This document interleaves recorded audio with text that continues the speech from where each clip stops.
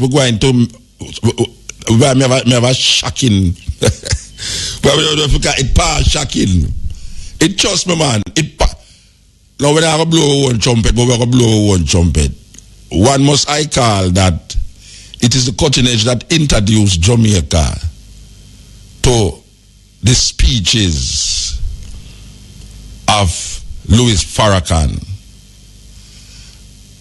One must remember that before the cutting edge, no one even could have even think of playing a Farakhan speech. And I remember my brethren, there was a radio station in Montego Bay,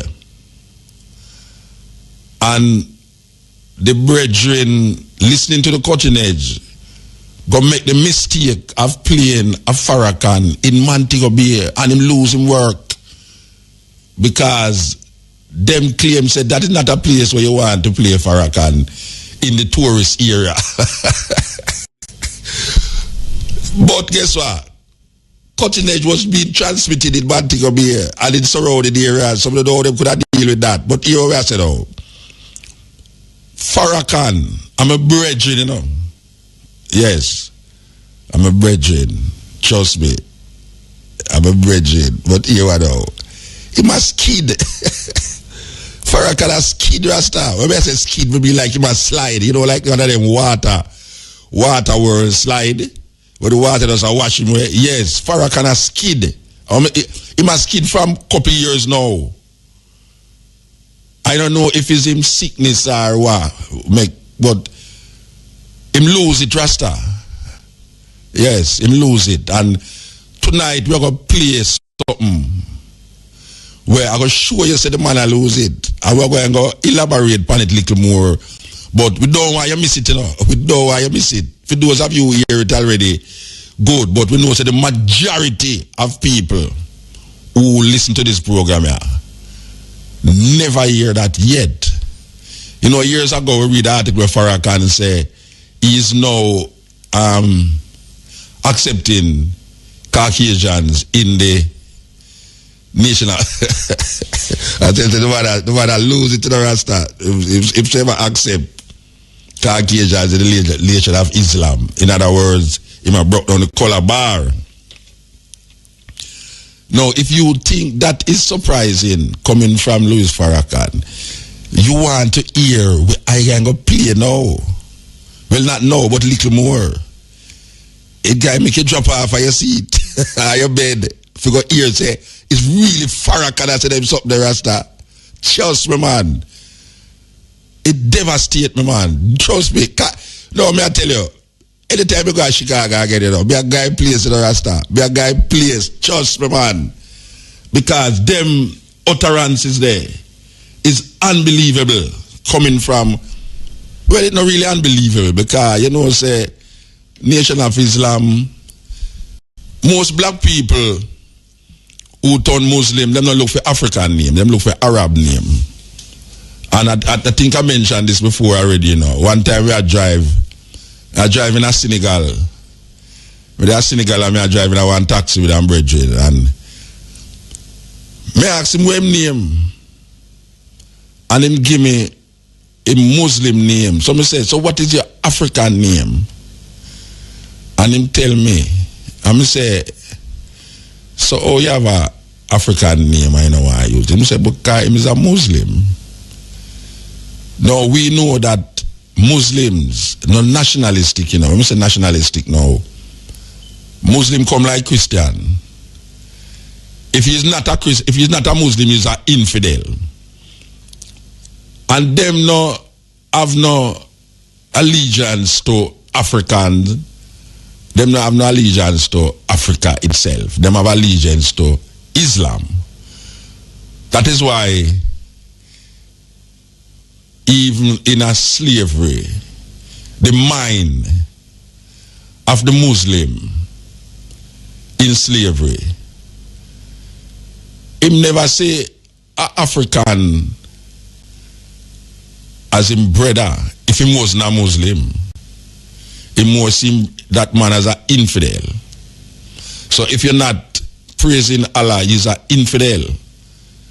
And more times than many, infidels supposed to die, like the Old Testament. The Nation of Islam over the years has risen black people to a state of consciousness to really, where you say, believe in themselves, because its founder, Elijah Muhammad, was a follower of Marcus Garvey. And one cannot forget that Farakhan of Jamaican blood in him. His father was a Jamaican. Yeah. Farakhan father was a Jamaican. Over the years, I wonder if when me get all of them fools, them I go talk. No, I wonder, because I realize that some of them people, you know, like when they pass a certain age, you know, it's like them get reactionary, you know, total reactionary, you know. Uncle man like all Benyo Cannon and John Henry Clark and the man there, we don't really hear limbo, you know, them not limbo at all, but them man you come, well, you have some other man with no limbo still, but me I wonder if he's a hero to a certain age. You know, after a certain age, you see he's becoming a hero, because after that now he start to become very reactionary. And me I go up in that age, you know, me I wonder if when me reach all them man the age for them fools, me I go talk. Me not talk them fools, you could have deal. You understand? Anyway, Louis Farrakhan coming through on the cutting edge. And this song was done years ago. How much years? Oh, man. Maybe 30 years. 30. No, a whole heap of people don't know, so he was a Calypsonian, you know. Yes, at one time, that is true. Yeah. But first, Muta, let me greet you and all of your wonderful listeners with the greetings of peace. I am so honored and happy to be back in Jamaica again and to be on a show with my wonderful brother Mutabaruka. Thank you for having me. Yeah, man, it's always good to have you, especially when you come to Jamaica, you know. As I was saying, that your name as a Calypsonian, because there's a lot of people now who's listening to the program who have never heard you, because, you know, it's a long time now since you came here, and there's a more young people is listening to the Cutting Edge right now.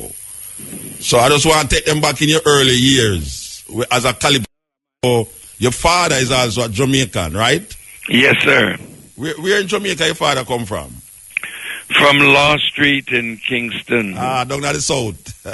Yes. Yes. So you have any experience in Law Street, or you just went to America and that was it? No, I was born in the United States. Yes. And, of course, my father was from here, and my mother is from St. Kitts, and my grandmother from Nevis. And so I wanted to come into the Caribbean to pay my respect, because it's the Caribbean people that nurtured me when I was young and gave me the kind of mind to fight for justice and freedom for our people. Yeah. So my father was a Garveyite. He was a disciple of Mr. Garvey in New York, and my mother, of course, was on the fringe of that movement, but my uncle was also a follower of Mr. Garvey, and it was my uncle that introduced me to Mr. Garvey, and because when I went to his home in New York, usually in the West Indian home in the United States, we would always see a picture of Queen Elizabeth and King George. So he was always on the mantelpiece in my home, and a Caucasian-looking Jesus. So when I went to New York to meet with my uncle, that was the first time I saw the picture of a black man prominently displayed in the house. So I asked my uncle, "Who is this man?" And my uncle said, He's a man that came to unite black people. So I was just a little fella, 11 years old. So my uncle got a chair so I could stand up in the chair and drink in the features of this wonderful man who came to unite us. So when I asked my uncle, where is he, that I may go and meet him, my uncle said that he had passed away. And tears fell from my eyes, because ever since I was a little boy in my Anglican church, I was always looking for someone who would deliver black people from the harsh oppression that we were under. So I would always ask my Sunday school teacher that if God sent Moses to deliver the children of Israel and Joshua to lead them into the promised land, and God delivered the Hebrews from the Babylonian servitude, why has not God sent someone to deliver us? So when I saw the face of Mr. Garvey, I thought, he is the deliverer that I have been looking for. So when I learned he had passed, my hope was dashed. But then 9 years later, or 8 years later, when I was 19 years of age, I heard of Elijah Muhammad, and I met Malcolm X in Boston. And I was invited to hear their lectures, but I was somewhat terrified of the image of Brother Malcolm, and so it was another year or so before I was playing in a nightclub in Chicago, headlining. It was called Calypso Follies, and I was the featured performer at the Blue Angel nightclub in Chicago. And while I was driving one day, I ran into a friend of mine, and I jumped out of the cab to go and greet him, and he was there for the Muslim Savior's Day convention. And that's when I heard the Honorable Elijah Muhammad, and later went to hear Malcolm X. And when I heard Brother Malcolm, I heard a black man talk like I had never heard a black man speak before. I never wanted to necessarily leave the church or change my religion. But since the church at that time was not seemingly interested in the liberation of our people from the oppressive hand of our oppressors, then I decided that I would become a Muslim, and I did and grew in Islam. But as I grew in Islam, I could see the common thread that runs in all of the major religions of the world. And so my aim now is not so much to convert people to this or that, but really the Quran teaches us that all of us are created in the nature of God, and that nature of God is submission to His will. So whether we call ourselves Christian or Buddhist or whatnot, our nature is to submit our will to do the will of God. We are absolutely the righteous by nature, but made wicked by circumstances. All right. So I'm happy to be here and happy to be with you, Brother Muta. Yeah, man, long time. But listen, I saw a documentary on Jamaica that dealt with the great debt that Jamaica is owing. Life and debt is called. Yes, man. Yeah. And I just saw it maybe a week or so ago, and it touched me very, very deeply. Yeah. And of course, you were prominently mentioned and heard in that documentary. Yeah, we helped to shape it, you know. Where you shaped it wonderful to tell the real story of Jamaica. Yeah, but I want to go back to what you just said a while ago about getting like more experience. You now come to the understanding that the idea is not religion. Does that mean that you mean like color also? Because there was a time when people hear of the black Muslims rather than Nation of Islam, it drive a kind of anti-white, anti-Semitic thread in the minds of the people. Coming from where you were and being where you is now, is that the same idea that run through? Or are you saying no due to experience that? Well, you know, Muta, that as black people, the one thing we share in common since our fathers were brought into slavery in the Western Hemisphere, the taking away from us of our names, our language, our culture, our history, our God, and our religion, we were turned inside out and upside down, where we began to hate the color of our skin, the flatness of our nose, the thickness of our lips, the kinkiness of our hair, and we were made to see ourselves as less than what other people are. So the Honorable Elijah Muhammad had to teach us the value of our blackness, that we are not black because we are cursed. We're black because we are the original life on this planet. And as the Bible teaches, from one blood came all nations. And the Honorable Elijah Muhammad taught us that we are that one blood that has produced all of the races that are on our planet. And so when they want to discover where life began, they don't necessarily go to Europe or to Asia. They have gone into Africa, and it is from Africa that they have found the origin of human life. And that origin is a black man.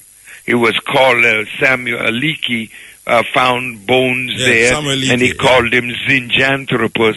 Yes. And Zinj mean black, and Anthropus mean man.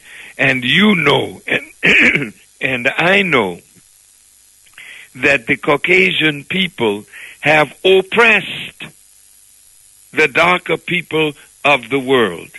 And so in our beginning, it was like Jesus saying to his disciples, "Go ye not into the way of the Gentiles, or even into the way of the Samaritans, but go ye to the lost sheep of the house of Israel." That was a very narrow and specific mission.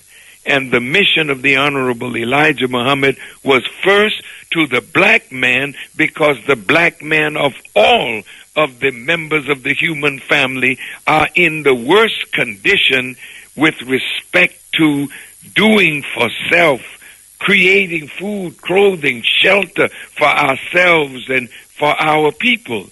We are behind in that. So the color thing was absolutely necessary to make us to see ourselves as someone of value that the Creator created as the Father of all human beings.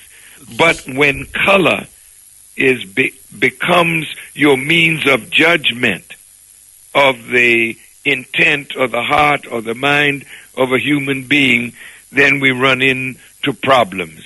So as we grow and we mature, as Jesus said, take this gospel into all the nations, to every nation, kindred, and tongue. So there's a universality to the message of Elijah Muhammad. So in that being the case, then, when we reflect on the message to the black man, as written by Elijah Muhammad, and it speaks of the origin of the white race and how the white race come about. How would you view that now?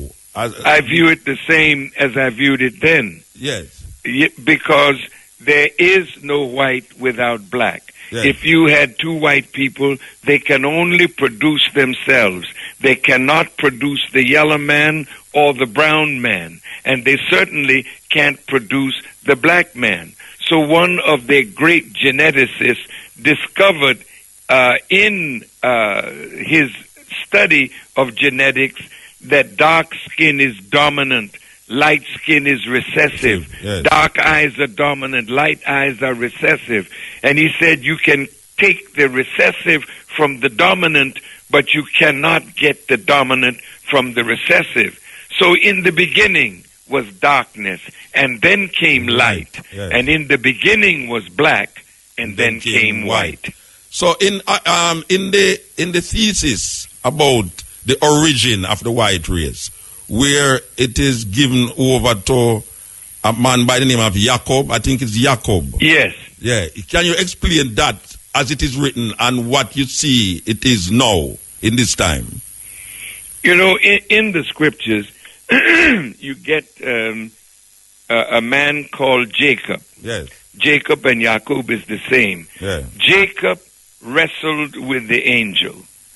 And after he wrestled with the angel and prevailed, his name was changed from Jacob to Israel. Yeah. So here today, the Honorable Elijah Muhammad said, this Jacob that wrestled with the angel, it really is referring to the making of the white race.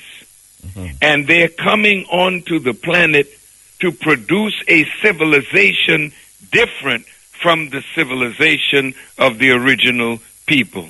And we are now the victims of a civilization that is so different from the way of God and the way of the righteous.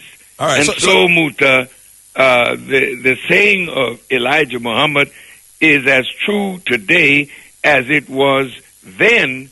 However, when we say Israel, if Israel represents the white race, then who are the children of Israel that were in bondage in Egypt under Pharaoh? The Honorable Elijah Muhammad said that is a symbolic, prophetic picture of black people today as children under the white race. We look to them like children look to their parents to provide us with jobs, with education, with food, clothing, and shelter. This is what a child does with a parent. Yes. But when we mature, we leave our father's house and we produce these things for ourselves. So it is time now for the children of Israel to be free from their domination over our lives. They're guiding our destiny and locking up our future in them. All right. Now we got to go free. I don't want to ponder on this too long, but as I said, there's a lot of young ones who's listening that never hear that reasoning before.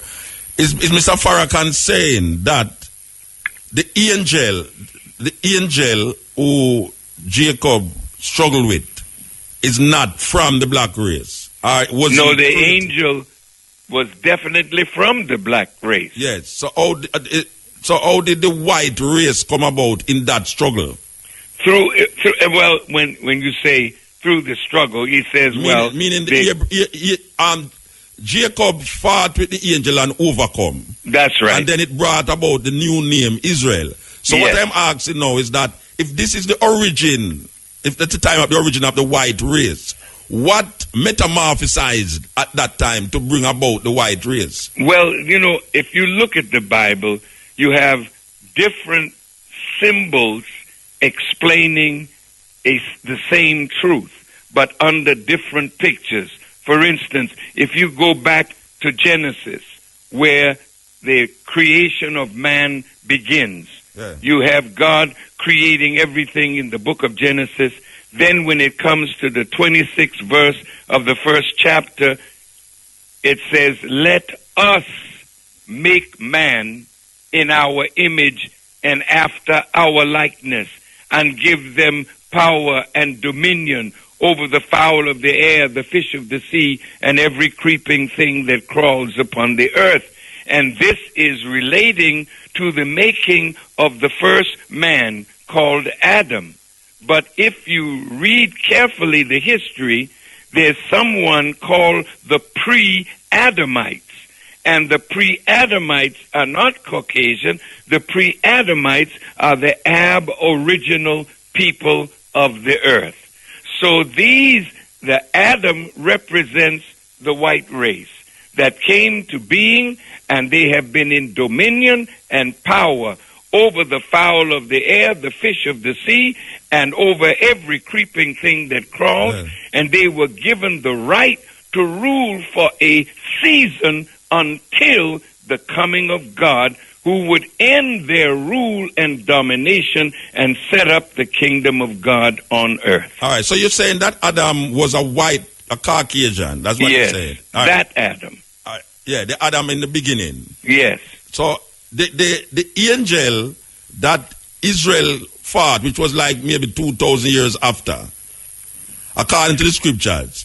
But it's really a picture of the same event that produced them. So okay, so you're saying you don't separate it by 2,000 years then, or more?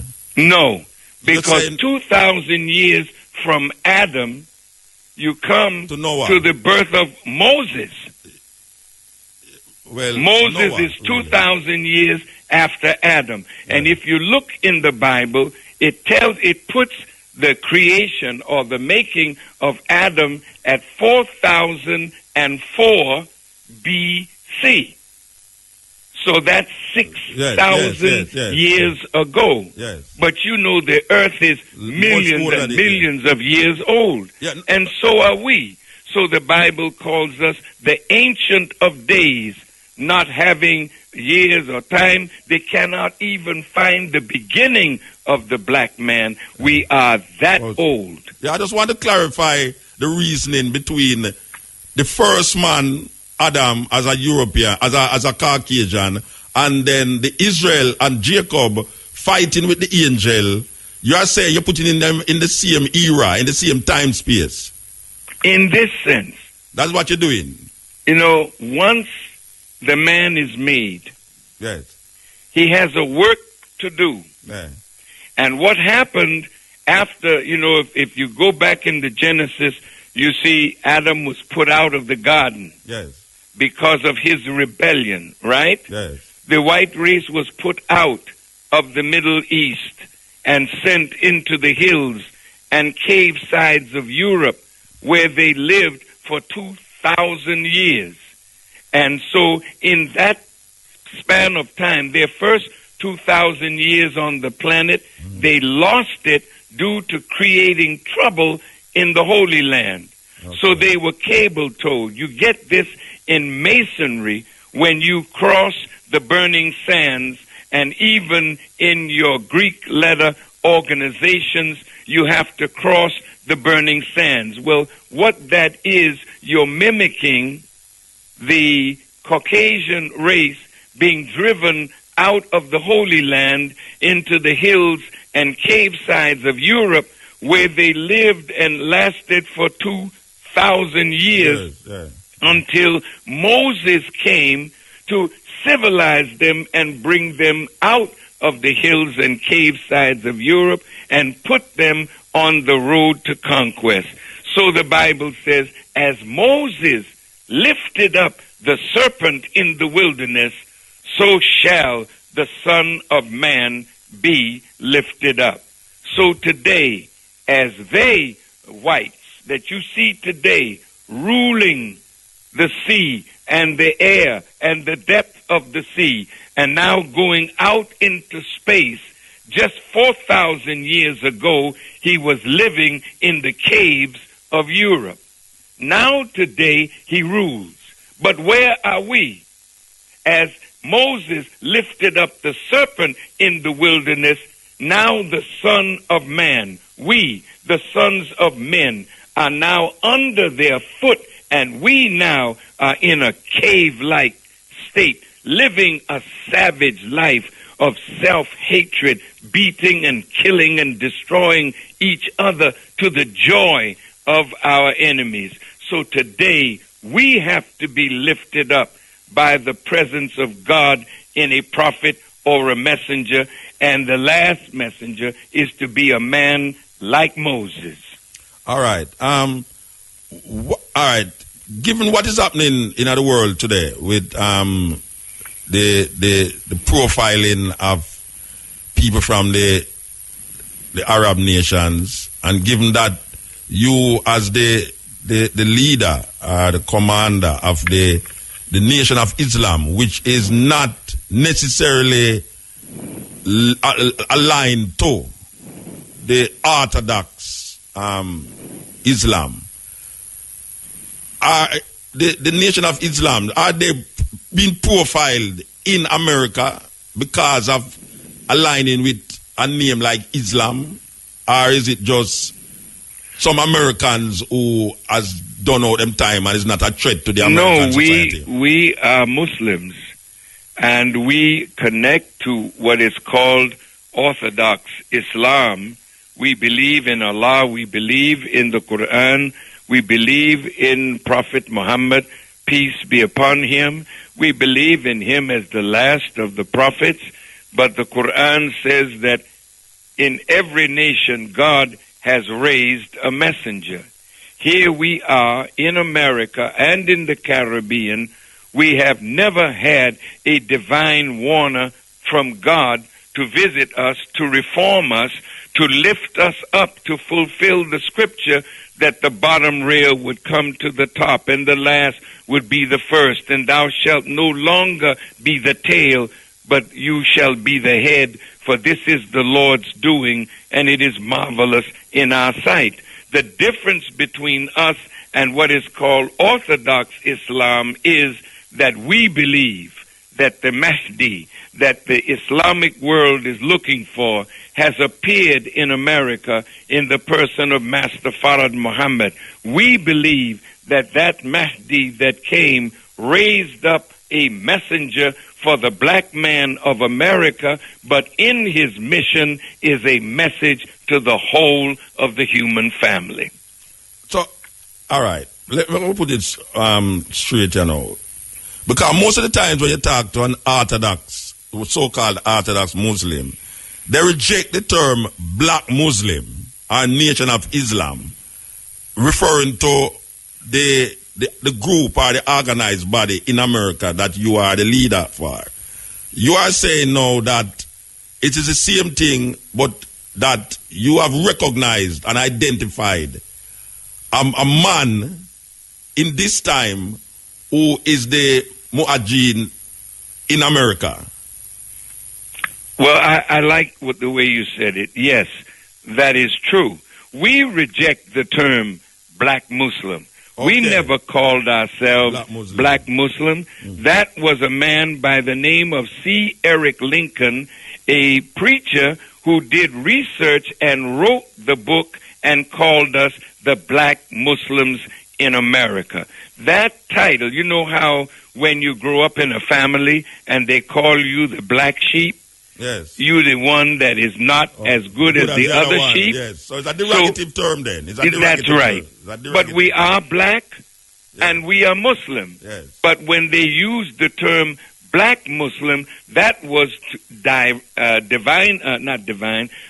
directly said to separate us from the world of Islam, yes, which has black, brown, red, yellow, and white people as part of the world of Islam. But you don't think that is part, that is one of the things that you is responsible for in terms of identifying specifically with black, therefore kind of neglecting the races, as how you say Islam, the Orthodox Muslims are. You specifically deal with black people. That is correct. And not necessarily wanting to bring other races to the fold. Well, in truth, Brother Muta, you know, the Honorable Elijah Muhammad's mission was us first. Yes. Because in America, not so much in the Caribbean, because as I mentioned when I spoke to the students of theology at the University of the West Indies tonight, I said to them that Elijah Muhammad said to us, what it takes the black man in America 6 years to learn, the black man in the Caribbean will learn it in 6 months. The black people in America were so completely destroyed under slavery and the system of segregation and Jim Crow and laws that were made and put on the books that a black man will never rise. In fact, in a book by Richard Embry called Brown Americans, in the Virginia House of Delegates, one of the members of the House of Delegates said, and I'm quoting now, that they have, for all intents and purposes, put the black man in such a condition that light will never enter his mind, so that we would be perpetual slaves in the American society to white people. And that almost is perfectly true, because even in 2011, our people in America are still begging white people to do for us what we could unite and do for ourselves. Now, I want to get, Brother Muta, to the term Nation of Islam. And now I'm speaking not only to you, but to Orthodox Muslims. In the second surah of the Quran, when Abraham and Ishmael rebuilt the foundation of the house called the Kaaba, which is the spiritual focal point of all Muslims in Mecca, they made a prayer. And Ishmael and Abraham prayed to Almighty God Allah, asking him to accept their work and to make them Muslims and to raise from their offspring a nation of Muslims. Now, when Prophet Muhammad was raised by God in Arabia, he started the nation of Islam. He didn't start Saudi Arabia or Egypt or Morocco or Algeria or other Muslim countries. His idea was to bring people into faith, that there would be no more boundaries that would separate one man from another, that we would be one nation under God, a nation of Islam in complete submission to the will of God. And that nation of Islam is really referred to in biblical scripture as the kingdom of heaven, which is a kingdom on earth under the rules and laws of God. So you don't think that that is an irony then, that you saying what you're saying now, but in terms of the practice of the nation of Islam as we see it in America, white people is not, is it, all right, I'm going to put it another way. Is it that white people is not accepted in the nation of Islam as put out by Farrakhan, or is it that it's Farakhan saying that white people cannot be a part of it? No, white people are already Muslims.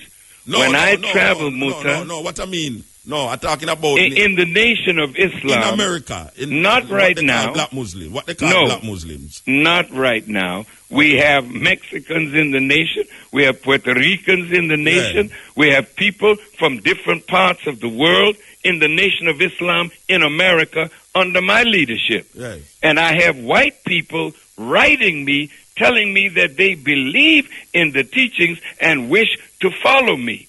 But I haven't brought them in to the nation of Islam as such. But during Salatul Juma or Juma prayer everybody that is a Muslim, no matter what your color is, you're welcome. But it's like inviting somebody into your bathroom when you're trying to wash up and prepare yourself to meet the world. Yes. The black man is messed up. Yes. And so Elijah Muhammad took us away from the world, put us in a place where he could reform us and civilize us, and then enter us back in among the best in civilized society. And in that case, I'm saying any white person who wants to believe in Allah and follow the Sunnah or the actions of the Prophet and the word of the Prophet are welcome in Islam. And I'm saying this to you, Muta, because I know my words are recorded.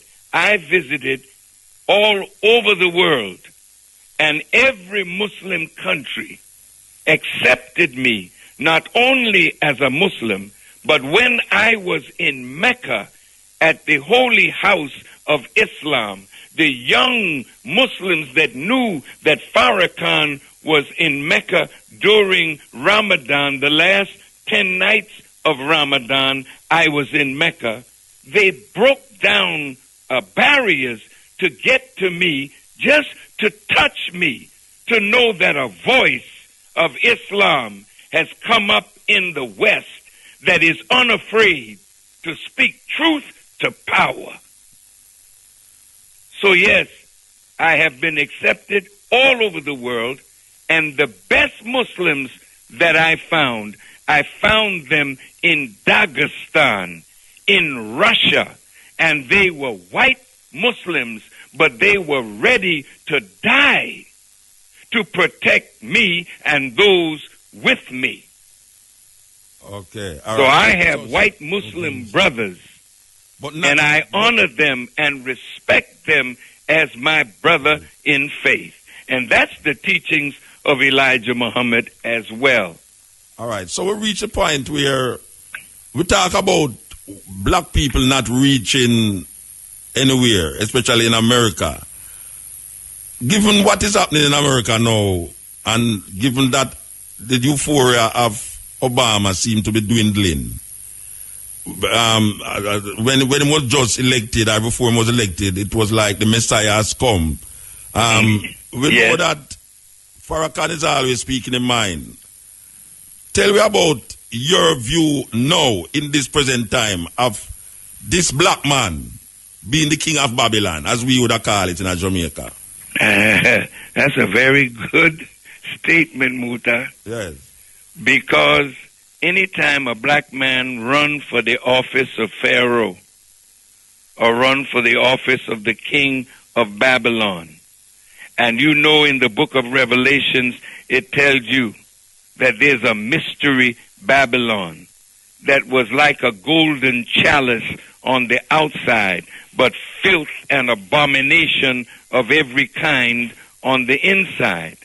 My brother, Barack Obama, was selected before he was elected. The man was a great organizer in Chicago. He became a senator, a state senator, then a United States senator. And one of the young men that is a doctor of education in our school in Chicago told me that when he was over all of the charter schools that were coming up in Chicago, he met a Jewish man who told him that in a little while Barack Obama would be president of the United States. I don't know whether you followed this in American politics, but a Jewish writer wrote and said that as black people thought that Bill Clinton was their first black president, Jewish people felt that Barack Obama was their first Jewish president. It was the people of Goldman Sachs and Wall Street that gave him a lot of money and support. So when he became president as a constitutional lawyer, but not an economist, with the economy in such bad shape, he reached for Timothy Geithner as his minister of finance and economics. He comes out of Wall Street, Goldman Sachs, Larry Summers, the former head of the Federal Reserve. All of these people were his advisors, and it was they who advised him to take out this special loan of over $800 billion, and they were telling him that if he didn't borrow this money, America's economy would fall and we would be in a recession worse than the one in the 1930s. Right. So he believed that, and he borrowed the money, and the money never went to bail out the people that needed it most. It bailed out Wall Street and the bankers. And so now the economy is $15 trillion in debt, and the American people are angry with Obama, but it was not Obama that really put them in bad shape. America was in bad shape when he became president, and now they're in worse shape because he listened to their advice. And so my brother, Barack Obama, when he was campaigning, you know how beautiful he was. You know how all of us felt proud that this black man from America with a white mother and an African father would become the president of the United States.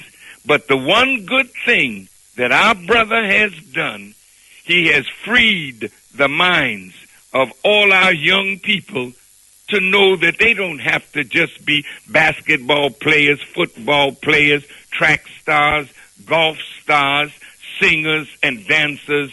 They can rule. And so for that alone, we have benefited. But since he has been in office, I am sorry, his popularity in Africa with the killing of Muammar Gaddafi, his popularity in the Muslim world is gone down, down, down. And unfortunately, even in America, the Republicans are determined that he will only be a one-term president. I hear that I shouldn't keep you too long, but say anytime we're ready to talk, we have a lot of things to talk about. So I don't want you to make your tiredness. Well, my brother, Muta, I really need to ask you some questions, and I don't want you the time go. Well, ask me one or two more, and then I'll go get some rest. Yeah, all right. I want to touch upon Gaddafi, because I know that you and Gaddafi was very close. Over the years, Gaddafi and you seem to mesh a whole heap of things. But your president side with a group of people and murder him, really.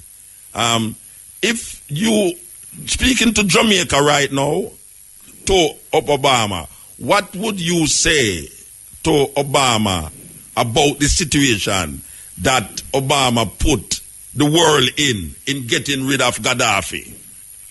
Well, I would say this, Brother Muta. When Brother Gaddafi was assassinated, Libya had no debt. Yes. Everything in Libya was paid for. Light bill. Here's a man that was building infrastructure. He spent $33 billion bringing water up out of the desert, man, and allowing people along the coast from Tobruk and Benghazi all the way almost to the border of Tunisia to have water. People had free housing, free medical attention, free education, and from the oil money, every Libyan had money deposited in their account from the oil that is under their foot. Yes. That man loved Africa so much that the idea of Kwame Nkrumah, of a United States of Africa that was picked up by Gamal Abdel Nasser and then Sekou Touré and others. Now Gaddafi was pushing the African Union to bring about the United States of Africa. With an African Did you know? money. Huh? With an African money. Yes. In gold. Did you know, brother, I'm sure you do, that anytime you call Africa, you would have to go through Europe. Yes. And Europe was getting $500 million a year just from our trying to call Africa, or Africa trying to call Europe, America, or anywhere else. Yes. Gaddafi put up $300 million, and other African nations put up $100 million, and they put up an African satellite where you can dial Africa direct. The last time that I was in Africa to the meeting of the African Union, there was for the first time prime ministers from the Caribbean. And Brother Gaddafi promised that he would set up a bank in the Caribbean, a Caribbean Development Bank, and put $1 billion in it so that the Caribbean could borrow money from the Caribbean Development Bank and not pay the exorbitant interest that is charged by the the World Bank and the Monetary Fund. And what they felt, that this man who had 146 tons of gold, and he was tying gold now to the Libyan dinar, and was trying to get other oil-producing countries to tie their dollar or their money to gold. Which would eradicate the U.S. dollar. That would eradicate that the US is dollar. correct. Yes. So that man had to go. And so, unfortunately, the last time I had a real serious meeting with him, the sanctions were lifted. He was meeting with Berlusconi. He was meeting with Tony Blair. He was meeting with Sarkozy. In fact, he gave money to get Sarkozy elected as the president of France. But all of the time, they were sucking him into a trap. And when I last spoke to him, I said, brother, they will never forgive you. And they will seek to destroy not only you, but the revolution that you started. Yeah. And he patted me on my thigh as if to say, I understand. But in reality, that is exactly what they've done. And Africa now has taken several steps backward.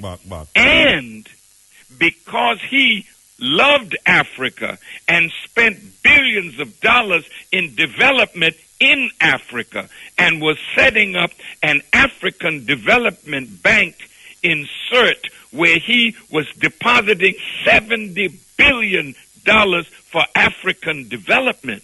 Then he united with the diaspora and wanted the diaspora to be represented in the African Union. Yes, yes.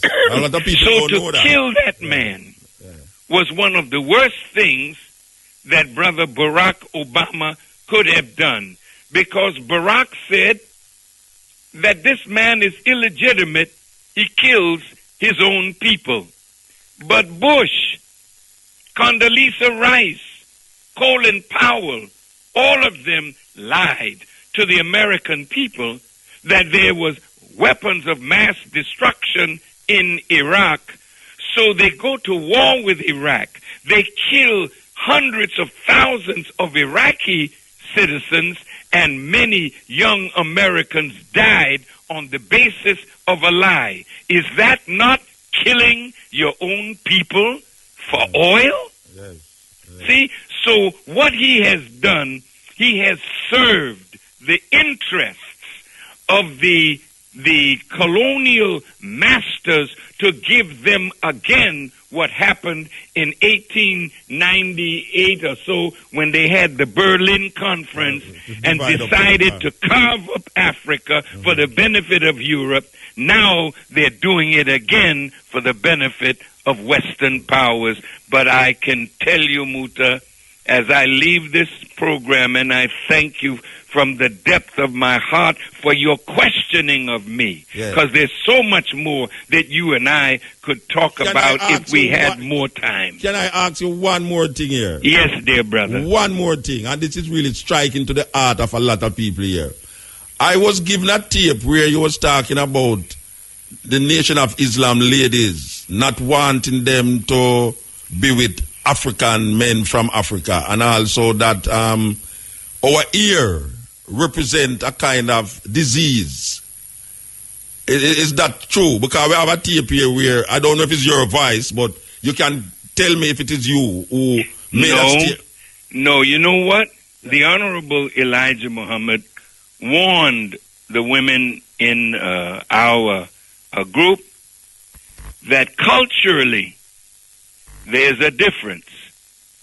And in marriage, in order for marriage to work, two people have to be on the same page, not sexually, but spiritually and culturally. Mm-hmm. So sometimes when we married our brother and sister from Africa, after a while, it did not work. I personally saw and conducted the marriage of one of our sisters to a brother from Africa that I brought to the United States. I brought him to this country. I met him in Nigeria as a student. He now has a doctorate degree. He had many beautiful children from this sister, but they are no longer together. Well, those things happen. Yeah. But then you have some Muslims who were looking for a green card. And I was in Africa, and a highly placed brother asked me if I could set up one of the sisters in the Nation of Islam so that he could get a green card. Yeah. And as God is my witness, I got so angry, I told him, brother, I will kill you. Yeah, but over our women. But Mr. Farakhan, it sounded to me on the tape like you was totally discrediting Africans. No. By saying that, why are we trying to follow African traditions? Why are we having our ear like that? We must cut it off. I don't know if I can play the tape still, if you want. No, you have to play that tape again. All right. And listen carefully to my words. Let me play it here. I see if I can. Not to follow the styles of Africa. Allah didn't raise you up today to copy the style of Africa.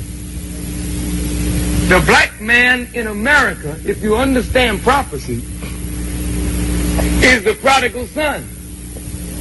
The prodigal son, when he goes home, he gets the robe and the ring, and he accepts rulership over the house. You cannot lead your brothers if you follow your brothers. It is written in the scripture, thou shalt no longer be the tail, thou shalt be the head. So here you are now wanting to pick up the discarded culture and customs and traditions of ancient Africa, which does not add to you in the modern world of wisdom. It takes away from you because the African does not respect you, because you're 400 years removed from Africa.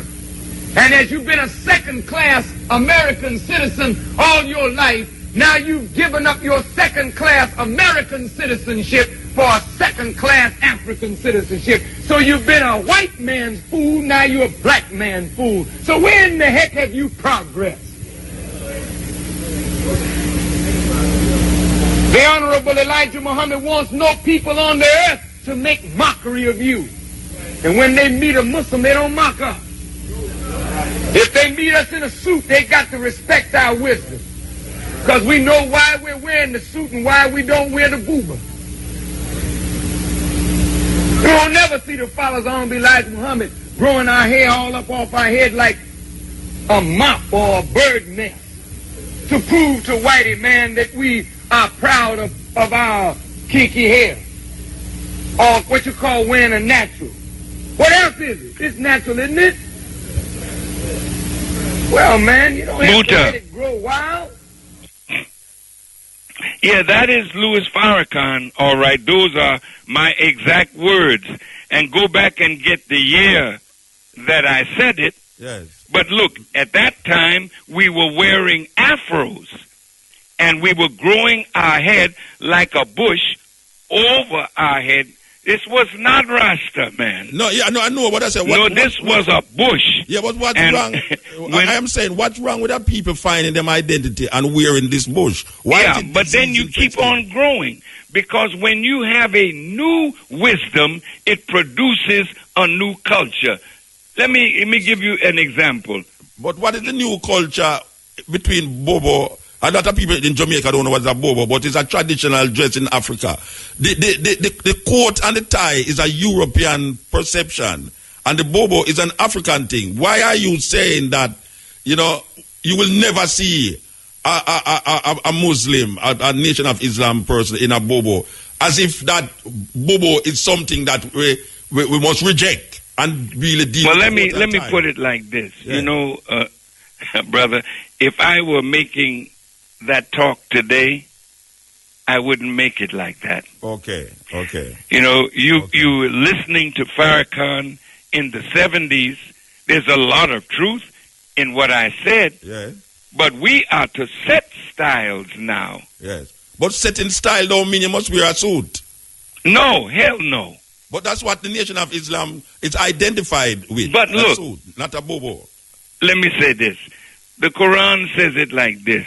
Mm-hmm. We never send a messenger, but that he speaks the language of the people to whom he is sent.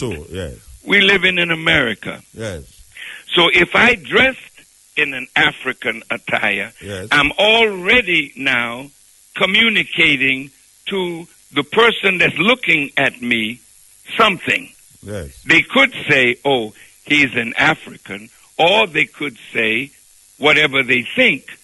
But I'm communicating by my dress. Yes. So the Honorable Elijah Muhammad asked his followers to put on a suit and a tie and dress like the business people of the world, because he was going to make us into a business people. However, he designed clothes for us that was not a suit and a tie. And I designed clothes for us that was not a suit and a tie. And if you look at the women, how the women were dressed, they're dressed decently, but not the same as our brothers and sisters on the continent. But I would say, brother, we respect our African culture. So we agree. So we're agreeing that you wouldn't say. No, I wouldn't say it like that today. Because Paul was a great teacher. Yes. But when Paul got to a certain stage of development, Paul said, when I was a child, I spoke as a child because I understood as a child.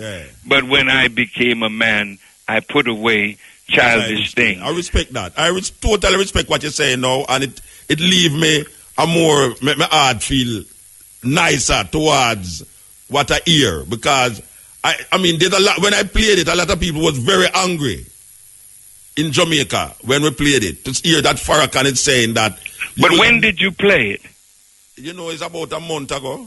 Oh God, you played something a month ago that I spoke in the 70s. Yeah, but you see, things go around, you know. Things go around. It's somebody. Well, it's okay, though. Yeah. I would be glad to sit and defend the truth of what I said and, of course, graduate from those things that I said that today I would not say. Give thanks, Bridget. So I'm going to make you go sleep now, and it's long time I don't see you, though. Long time I don't see you. You know, but Muta, yes, it is always a pleasure, man. Yes. Not only to see you, but to hear you. Yes. And I loved your line of questioning. Give thanks. May God continue to bless you and bless those with you, and I look forward to seeing you again and again. On Saturday, I will be speaking at the Wyndham Hotel at 4 p.m. It'll be free, and the doors open at 3. Okay. So if you can make it, I'm going to try and make it, definitely. Because I do want to see you. I want to see you too.